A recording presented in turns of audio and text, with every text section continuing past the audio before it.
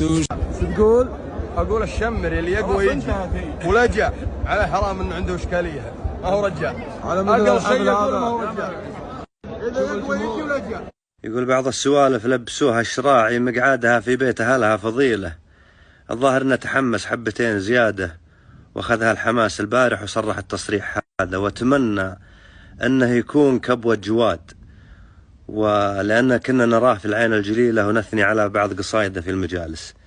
أما إذا كانت زلة متعمدة وهذا مقياس الرجولة فعلا في نظره، فأنا أول شخص أتنازل عن الرجولة اللي هذا مقياسها، اللي يكون حضوري للمزاين هو مقياس رجولتي.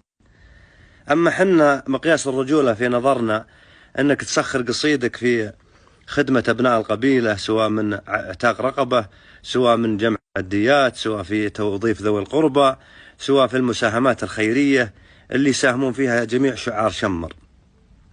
أما أكون أنا حاضر ومدفوع الأجر وصرح التصريح الناري هذا اللي ما يدري وش عواقبه، لا، هذا باب والباب انطق ويبيلقى الجواب مني ومن غيري. لكن إذا كان بيحتذي ويقتدي في الشعراء اللي يحضرون في كل مناسبة لأبناء عمومتهم وغير أبناء عمومتهم يحضرون، إلا عاد المنظمات الدولية والمشاركات الدولية، هذا باب وله جواب. أما اللي يحضرون لأبناء عمومهم ويثنون الركبة قدام أبناء العمومة بدون لا يكونون هواتف عملة، على رأسهم الشاعر عبيد الله بن سالم الشمروخي وفرحان بن فهيد الذرفي وجهز بن فلاح، والأسماء واجد ماني معدد، لكن أنا عديت بعض المعاصرين ولا الأموات اللي حدر التراب أكثر وأكثر.